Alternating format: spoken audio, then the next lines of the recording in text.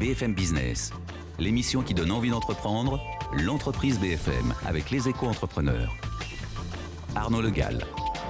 Bonjour à toutes et tous, bienvenue dans l'entreprise BFM, nouvelle formule, toujours diffusée en format radio et télé sur BFM Business le vendredi à 14h avec nos habituelles rediffusions le samedi à midi et le vendredi à 22h. Une nouvelle émission sans mon complice Philippe Bloch mais que l'on retrouvera très bientôt. En revanche, le reste ne bouge pas, nous allons bientôt pouvoir découvrir et partager l'expérience de notre niaque de la semaine et surtout de notre invité de la semaine. Nous allons accueillir tout de suite François Biébert de Coinco et Nicolas Langlois d'Estinto de Pérouse. BFM Business, l'entreprise BFM. L'invité. Alors notre invité de la semaine, François Biébert, bonjour François, est une vieille connaissance pour nous et aussi pour d'autres personnes dans la communauté entrepreneuriale. Un entrepreneur au parcours militant et aussi, vous allez pouvoir le constater à nouveau, un militant de la cause associative et notamment de ceux qui veulent se lancer et grandir vite. La croissance, vous y connaissez un peu, François Biébert, et ce dès vos débuts dans l'entrepreneuriat sur le marché alors émergent de la publicité online. Pas grand-chose à voir avec l'époque de vos premières expériences professionnelles, parce que vous êtes diplômé de l'École centrale de Lyon et vous avez commencé plutôt dans le secteur financier, mais vous avez assez vite repéré la disruption qui se profilait en matière de publicité avec tout ce qui se développait en ligne, et c'est ainsi que vous avez lancé Net Affiliation, que vous avez créé en 2002. Net Affiliation qui est vite devenue une référence du marketing online et qui est surtout transformé en Coinco depuis, avec l'objectif clair de s'affirmer comme un acteur incontournable de la pub, notamment sur le mobile et le web en général. C'est une entreprise que vous avez depuis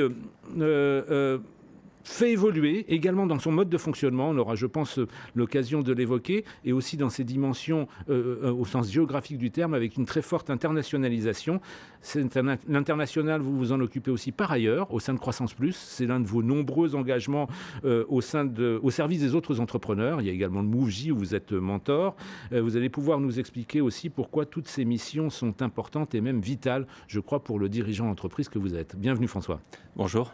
Alors revenons peut-être sur le début de votre aventure, un parcours brillant au sein de l'École centrale de Lyon, des débuts dans la finance, et à un moment, un changement de cap assez radical. Vous vous lancez dans l'entrepreneuriat et sur un marché qui était alors très très émergent, hein. On était au tout début des années 2000, qui est celui de la publicité en ligne. Qu'est-ce que vous avez vu à l'époque ? On était peu de temps après l'explosion de la bulle Internet. J'imagine que vous avez été face à une certaine incrédulité quand vous disiez « je vais monter ma boîte et je vais la monter dans la publicité sur Internet ». C'est très clair. En fait, quand je travaillais dans la banque, j'étais plutôt assez successful. Et quand effectivement j'ai annoncé que je quittais la banque où je travaillais pour aller monter ma propre entreprise. On vous a dit « mais vous êtes fou mon cher ». Oui, alors mes parents m'ont pris pour un fou, parce que j'avais une belle place, c'était assez sécurisant. T'as pas fait central pour ça. Voilà, exactement. Et puis, en fait, le président de la banque, à qui j'étais venu présenter mon projet en lui disant « voilà, je suis désolé, mais je vais partir, je vais aller faire ça », il m'a dit « je te laisse 6 mois pour développer ton projet en travaillant à mi-temps dans la banque et en développant ton projet ». C'est rare. Alors j'ai appris après qu'il avait l'intime conviction que j'allais me planter et donc que j'allais rester dans la banque. C'était un investissement. Bon, malheureusement... Non, il avait raison parce que le projet initial en fait n'était pas viable. Simplement, il avait sous-estimé ma détermination et donc en fait au bout de ces 6 mois de période un peu de transition, j'ai quand même persisté dans le projet et en fait on a fait avec mon associé une migration, une mutation du projet et c'est là qu'on a effectivement identifié ce marché de la publicité en ligne à la performance qui était quelque chose de très très nouveau. Il faut bien remettre le contexte en tête, c'est-à-dire que l'année 2000, c'était l'époque de la bulle Internet, des budgets marketing et publicitaires extrêmement importants. Après la fin de la bulle Internet, finalement, plus personne ne voulait dépenser. Tout s'est rétracté de manière spectaculaire. Tout s'est rétracté et plus personne ne voulait dépenser d'argent sans avoir de résultats. Et finalement, le métier de Net Affiliation à l'époque et maintenant de Coinco, c'est de faire de la publicité à la performance où on est payé aux résultats générés pour nos clients, que ce soit sur la base des ventes qu'on génère à nos clients ou sur la base des prospects qu'on va amener à nos clients. On imagine tout de même qu'aujourd'hui, tout ça semble frapper au coin du bon sens. On voit bien, il y a un discours de marque qui est extrêmement acéré, on vous reconnaît bien là, mais qu'au départ, ça n'a pas été facile à vendre au marché. Je vous rappelle, on était en 2002. Quels arguments vous avez utilisés pour convaincre vos premiers clients ? Alors, la première, je garde toujours cet exemple-là et je le donne particulièrement à tous les nouveaux collaborateurs qui rejoignent l'entreprise. C'est que le premier mois, je leur pose la question, qu'est-ce que vous pensez qu'on a fait comme chiffre d'affaires le premier mois où on a lancé la plateforme NetAffiliation ? Alors, il y en a qui me disent 500 €, d'autres qui me disent 5 000 €, d'autres 10 000 €. On a fait 100 € de chiffre d'affaires le premier mois. Ça, c'était en janvier 2014, quand on a lancé après un bon bout de temps de développement, quand on a lancé la plateforme NetAffiliation. Janvier 2014, 2004, excusez-moi. Janvier 2004, on fait 100 € de chiffre d'affaires, on termine l'année à plus de 200 000 € de chiffre d'affaires. Alors, qu'est-ce qui s'est passé entre-temps ? Beaucoup de travail. Un time to market, il faut être réaliste aussi, une part de... L'accélération brutale également de l'usage d'Internet avec l'arrivée de la box sur le marché français ? Alors pas encore à ce moment-là. Nous, l'accélération, on l'a vu surtout en 2005-2006 quand effectivement il y a eu l'explosion de tout ce qui était ADSL qui a fait effectivement que là, l'usage de l'Internet s'était généralisé. En fait, toute la bulle Internet dans les années 2000, finalement, ça a été limité par l'usage. Et à partir de fin 2004-2005, quand il y a eu les box Internet et tout ça, effectivement, là, ça a complètement explosé. Et c'est là qu'on a connu une très forte croissance. Comment est-ce qu'on gère justement un changement de rythme aussi brutal ? Encore une fois, on débute l'année avec 100 € de chiffre d'affaires par mois, on a fini à 200 000. Il faut quand même s'adapter. Beaucoup de travail. Donc là, on était en contact avec les clients, avec les partenaires toute la journée. Et à partir de 19h30, on commençait à faire les propositions, faire tous les écrits qu'on n'avait pas le temps de faire pendant la journée. Donc c'était des journées très longues. Après, on passe aussi beaucoup de temps à recruter. Et là, j'avoue que moi, j'ai eu aussi une aide extrêmement grande parce que ma femme travaille dans les RH et donc ça m'a énormément apporté en termes de savoir-faire. Parce qu'en tant qu'entrepreneur, je n'avais pas d'expérience dans ce domaine-là, en tant que jeune entrepreneur. Donc ça, c'était une chose déterminante aussi pour nous. Et puis après, on passe notre temps à chercher des ressources. À cette époque-là, il n'y en avait pas sur notre métier. Donc il fallait qu'on recrute des gens, qu'on les forme, qu'on leur apprenne le métier, puis qu'on en fasse des vrais professionnels pour pouvoir produire notre service pour les clients. Alors, NetAffiliation a assez vite commencé à clignoter forcément sur le radar des observateurs du monde de l'entreprise. Vous avez eu pas mal de récompenses.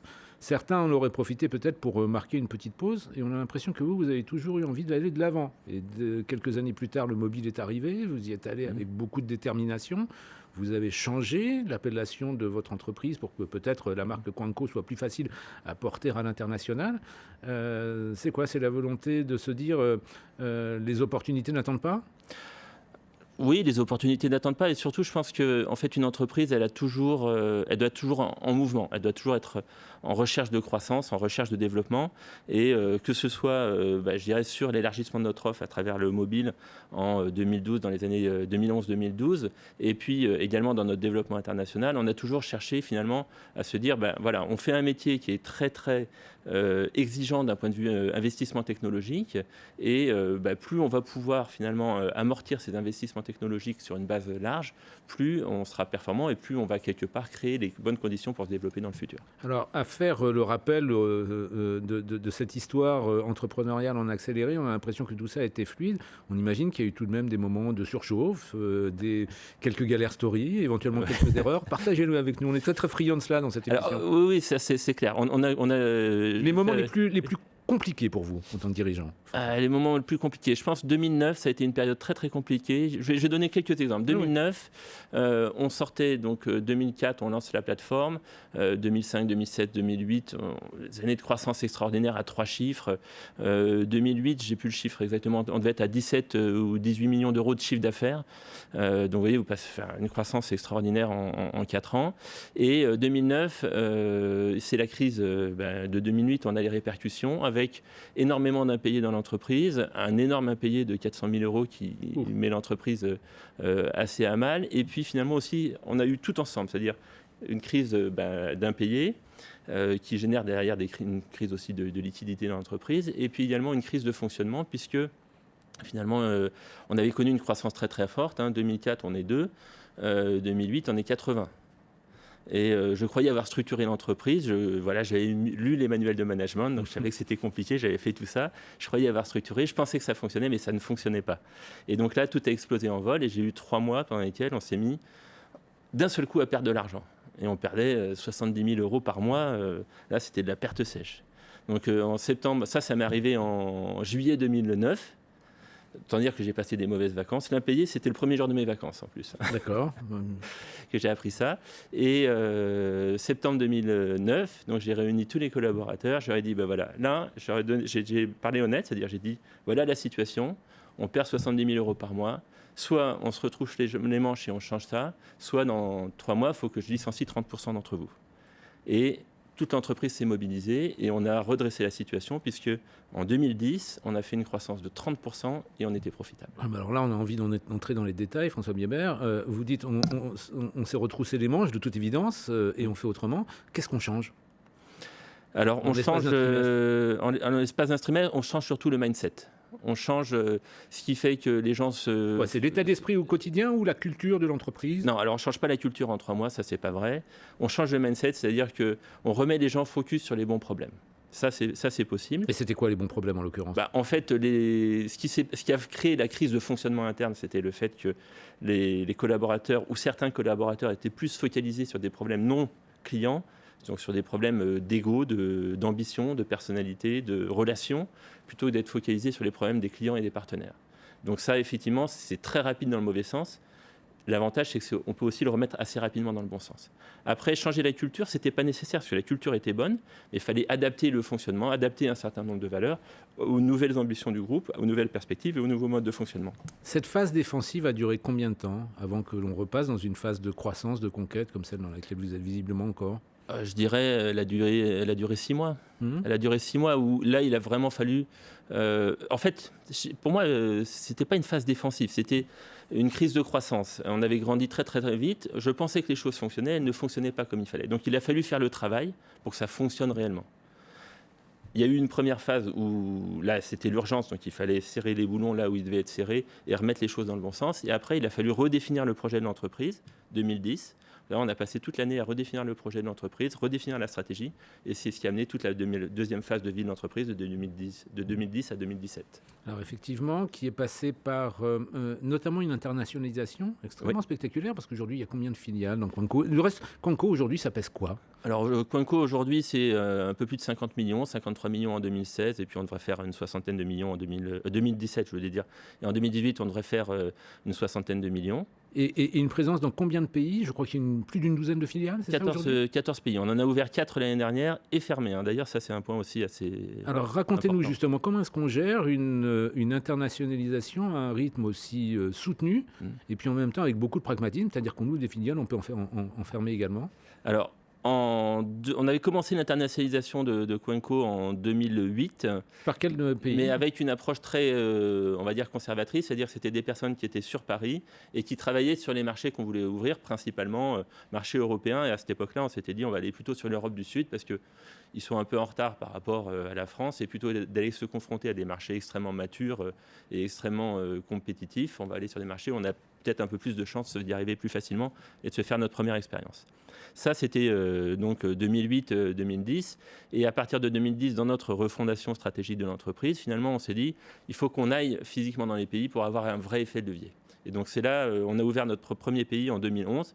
Donc, le premier, c'était le Brésil, puisqu'il y avait en plus l'effet distance qui comptait. Mais très rapidement, en 2011, on a ouvert Brésil, Portugal et Pologne. Voilà. Et après, finalement, quasiment tous les ans, on a ouvert sur un rythme de 2 à 3 pays. Et l'année dernière, on a ouvert 4 pays, donc le Canada, l'Angleterre, la Colombie et Dubaï avec toute la zone Middle East. On a également fermé la Turquie, puisqu'on avait ouvert la Turquie en 2014. On a connu un développement qui était assez difficile. Et avec, en 2016, quand il y a eu tous les problèmes politiques sur la Turquie, on a vu un très très net ralentissement de l'activité. C'est-à-dire qu'on était sur une courbe comme ça, et d'un seul coup, c'est devenu une courbe négative. Une inversion négative de la courbe. Et là, il a fallu prendre une décision qui était une décision pragmatique, c'est-à-dire couper pour pouvoir redémarrer plus tard au bon moment. Est-ce que l'homme très méthodique que vous êtes a depuis avec ses équipes défini une sorte de matrice quant à la bonne manière de développer un pays ? Est-ce que ça suppose de repérer des talents sur place, de s'appuyer éventuellement sur un partenaire local ? Est-ce qu'il y a une sorte de blueprint d'ouverture de pays pour Quanco ? On essaye de le faire. S'il y avait une recette efficace à tous les coups, vous auriez... on aurait 200 pays, on n'en aurait pas que 14. Donc c'est malheureusement plus compliqué que ça. Ce qui est certain, c'est qu'à chaque fois, c'est l'humain qui fait la différence. C'est-à-dire que on sait que quand on recrute les bonnes personnes, là, on a des chances de réussir. À chaque fois, la réussite est liée aux bonnes personnes. Et quand on n'arrive pas à recruter les bonnes personnes, bien souvent, on ne réussit pas parce qu'on n'a pas su mettre les bonnes personnes au bon endroit. C'est l'élément déterminant. Après, on a testé... la plupart de nos ouvertures à l'international sont des ouvertures organiques avec des personnes qu'on recrute. Et sur Dubaï, on a fait plutôt une joint venture avec un partenaire local, avec lequel ça se passe très très bien aujourd'hui, avec lesquels on a d'excellentes relations. Donc ça, c'est parfait. Alors prenons 1 ou 2 minutes tout de même pour parler d'autre chose que de votre entreprise. On voit, vous êtes à la tête d'une entreprise à la croissance soutenue et avec beaucoup d'ambition, donc ça suffit déjà à bien remplir un agenda. Et je le rappelais pourtant dans le lancement, vous êtes très engagé, vous avez des responsabilités à Croissance Plus, vous êtes mentor, je crois, au MoveJ, on vous voit pratiquement dans tous les grands événements de la communauté entrepreneuriale. Pourquoi c'est important de prendre ce temps pour vous ? La première raison, c'est que j'ai reçu énormément... moi, j'adore ma vie d'entrepreneur. J'ai été salarié avant et depuis que je suis entrepreneur, c'est la plus belle période de ma vie professionnelle. Donc ça, c'est une chose absolument extraordinaire. Oui, c'est fondamental de le dire. Et j'ai envie de restituer finalement tout ce que j'ai pu recevoir, aussi bien effectivement à travers l'implication dans des mouvements comme Croissance Plus, où là, on va essayer de défendre la cause entrepreneuriale et puis surtout le dynamisme économique de la France, mais aussi à travers effectivement du mentorat, que ce soit au sein de l'IME ou au sein du MoveJ, où là, l'idée, c'est plutôt de partager avec des jeunes entrepreneurs le peu d'expérience que je peux avoir, ou en tout cas de leur donner quelques indications sur ce qui nous a permis de réussir et qui peut les aider dans leur réussite à eux. Quelques secondes de plus, vous avez aussi un autre engagement dans le domaine humanitaire autour d'une organisation qui s'appelle SOS. Oui, alors c'est effectivement un engagement qui est très très important pour moi aussi.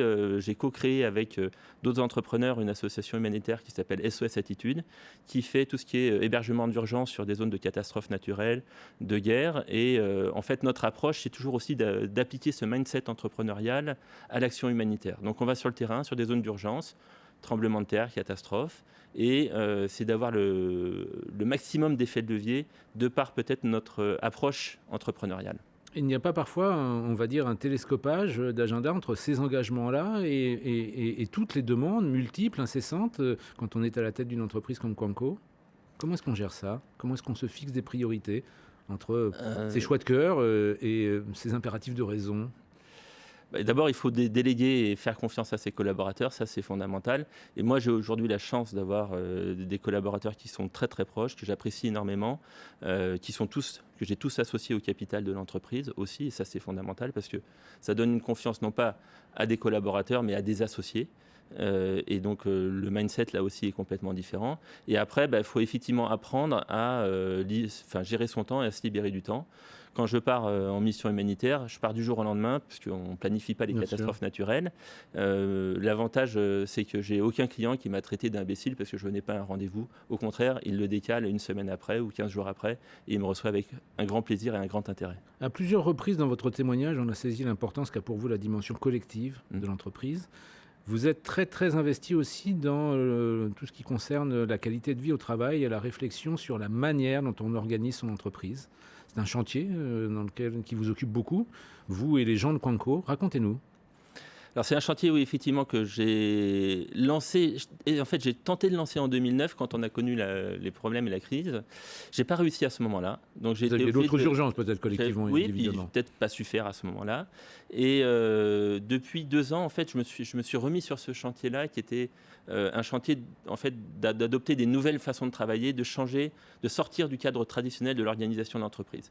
Et donc d'être sur une approche où on responsabilise énormément les collaborateurs, on leur donne énormément de liberté, d'autonomie, avec aussi une exigence de résultats et de performance. Ça tombe bien parce que notre métier, on est sur un métier où vous optimisez la performance de vos clients. Optimiser la performance pour nos clients. Donc, je me suis dit, optimisons aussi la performance et l'organisation pour nos collaborateurs. C'est fondamental. Donc cette approche-là, en fait, c'est de changer complètement le rôle du manager et du dirigeant, c'est-à-dire faire en sorte qu'il soit plus quelqu'un qui aide les individus à éclore dans l'entreprise, à finalement les accompagner dans la création de valeur. Et également, après, pour le top manager, c'est du coup source de beaucoup plus de liberté parce qu'on peut aller agir là où ça a de l'efficacité. Et il y a une chose que je voulais dire, c'est il nous reste 10 secondes, cher François. Voilà. J'ai supprimé mon bureau, j'ai plus de bureau. Donc je travaille au milieu de tous mes collaborateurs et ça me donne en fait beaucoup plus de temps dans mon agenda. Quel sens du timing. Merci beaucoup pour ce témoignage, François Biebert. Place tout de suite à la niaque de la semaine. BFM Business, l'entreprise BFM. La niaque de la semaine.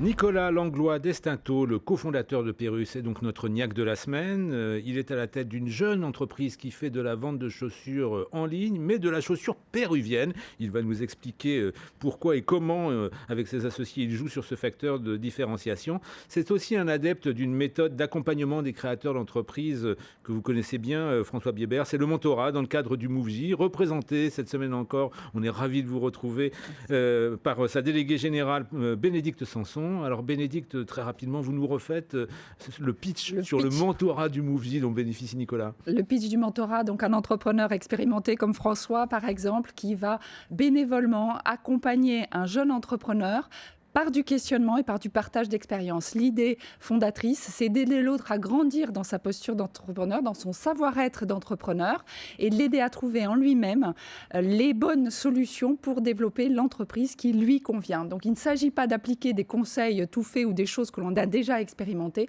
mais de l'aider à trouver l'inspiration qui vont le faire trouver ses propres solutions. Voilà. Et Nicolas approuvait en entendant effectivement ce résumé, mais peut-être revenons aux produits, à la gamme de produits que vous portez avec vos associés. Donc Pérus comme péruvienne. Qu'est-ce que c'est qu'une chaussure péruvienne? Alors, on en a peut-être quelques exemples visuels, mais expliquez-nous, Nicolas. Exactement. Alors nous, on a eu l'idée pendant un voyage en Amérique du Sud. Vous étiez sac à dos là-bas, je crois, du côté de Cusco, n'est-ce pas? On était à sac à dos, exactement. Et on est tombé amoureux des motifs ethniques. Et on a vu des chaussures qui en comportaient. Et on s'est dit, c'est génial comme produit, on n'a jamais vu ça en Europe. Il faut absolument qu'on le fasse. Et du coup, on l'a fait.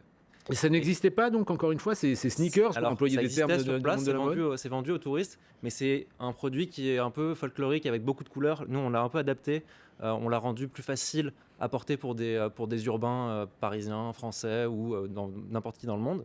Et la marque repose sur 2 valeurs principales, donc l'originalité liée au produit, au motif andin, et la solidarité, parce que pour chaque paire vendue, on finance un jour d'école aux enfants défavorisés de Cusco. Alors, vous étiez sac à dos, effectivement, du côté de Cusco, mais vous faisiez quoi dans la vie à l'époque? Fin d'études. Fin d'études en mémoire, tous, fin d'études. Ouais. Et donc, vous avez décidé de zapper la case salariée pour devenir tout de suite entrepreneur. Exactement. Oui, mais il faut tout de même les designer chez ces chaussures. Il faut ensuite les fabriquer. Comment est-ce que vous avez résolu ça? Alors, dans un premier temps, on a contacté des fournisseurs via Internet. On s'est rendu sur place et on a fait les premiers prototypes avec eux. Donc, c'est made in Pérou. Donc, véritablement. Tout est fait à la main par des artisans, des ateliers familiaux, par des artisans. Et tout est fait à la main sur place dans des petits ateliers. Et donc, on est allé sur place pour développer les produits avec eux par itération parce que nous, on n'est pas designer. Donc, on faisait les choses au fur et à mesure. Et on est rentré avec les prototypes et on s'est lancé grâce à un crowdfunding, un financement participatif. Donc, c'est une entreprise qui a vu le jour quand? Alors, fin décembre 2014. D'accord. Voilà. Donc, crowdfunding au départ. Et aujourd'hui, on en est où? Alors, aujourd'hui, on a développé la gamme. Donc, on a commencé avec des chaussures en toile. Ensuite, on a fait des chaussures en daim, en cuir. Aujourd'hui, des accessoires, voilà. On lance une gamme de sacs à dos, à nouveau en crowdfunding, parce que c'est une de nos spécificités, c'est que tous nos lancements produits sont faits en précommande. En fait, on fait chaque lancement en précommande, ça nous permet de créer un grand événement autour de chaque lancement. Et au lieu de faire des soldes en fin de collection, comme le font la plupart des marques, nous, ce qu'on fait, c'est qu'on fait des soldes en début de collection pour avantager les gens qui nous suivent depuis le début. Alors effectivement, on voit l'effet de teasing que cela peut avoir. Votre canal de distribution, c'est avant tout votre site ou vous êtes référencé à d'autres endroits? On est référencé sur quelques marketplaces, type La Redoute, type Amazon, mais ça représente un faible pourcentage de notre chiffre d'affaires. C'est vraiment notre site qui fait tout. Le site, c'est quoi? C'est perus.co. On évoquait effectivement cette diversification. Ça veut dire que vous avez intégré dans votre équipe des compétences en matière de design. Comment est-ce qu'on définit son style? On est 3, donc il y a Armand de Gignac et Henri Flouquet. On est 3 amis d'enfance, donc on a des amis d'école. Et on a développé des complémentarités au fur et à mesure. Mais pour l'instant, on est vraiment toujours 3 fondateurs et en général, une stagiaire qui nous accompagne. En termes de business, ça représente quoi aujourd'hui, Pérus? Aujourd'hui, en 2017, on fait 680 000 euros de chiffre d'affaires. Donc une vraie progression. 12 000 produits, une vraie belle progression. Et en plus, avec les nouvelles catégories de produits qu'on a, on est très optimiste. Et aussi, on a créé une autre marque qui est Pirua, une marque de pull en Royal Alpaca. Donc une fibre très Vous avez sur vous? que je porte sur moi. Total Look maison. Exactement, Total Look maison. Et donc à chaque fois, chaque projet était énormément suivi par notre communauté, et donc on a de grandes espérances pour la suite. Alors si vous faites appel, si vous appuyez sur le mentorat du MoveJ, c'est sans doute parce que vous avez envie de grandir. Ouais. Vous voyez où dans 2 ans? Question rituelle. Alors nous, le mentorat, ça dure 1 an, donc on n'est plus en mentorat actuellement, mais c'était une expérience qui était très intéressante parce que ça nous permet de prendre du recul sur le business. Nous en plus, en interne, on n'a pas forcément l'habitude de faire beaucoup de réunions, etc. C'est assez informel, et en fait le fait d'avoir un point comme ça 1 fois par mois où on prend du recul sur notre business et on réfléchit un peu à où est-ce qu'on va, qu'est-ce qu'on fait, c'était vraiment super intéressant. Et donc il nous reste 30 secondes, on va où? Allons-y. On va où? Alors déjà, la nouvelle catégorie de produits qui est lancée, donc les sacs à dos, on est très excités de les lancer aujourd'hui. Et on envisage de faire notre premier point de vente physique cette année en 2018. Ça nous rappelle une aventure qui était celle de Fagochou. Ça fait partie des modèles que vous avez regardés, puisqu'ils sont dans l'univers MoveJ et Institut du Mentorat également. On les voit un peu comme nos grands frères, on les rencontre de temps en temps, on voit Nicolas et Frédéric de temps en temps, qui sont super sympas et qui sont en effet l'exemple à suivre pour nous. On vous souhaite un parcours aussi brillant que le leur. Merci beaucoup Nicolas. Merci beaucoup. Merci à toutes et tous. C'est la fin de cette émission que vous pouvez bien sûr toujours retrouver en replay sur le site de BFM Business. On se retrouve la semaine prochaine avec l'ami Philippe Bloch. BFM Business, l'entreprise BFM. L'émission qui donne envie d'entreprendre.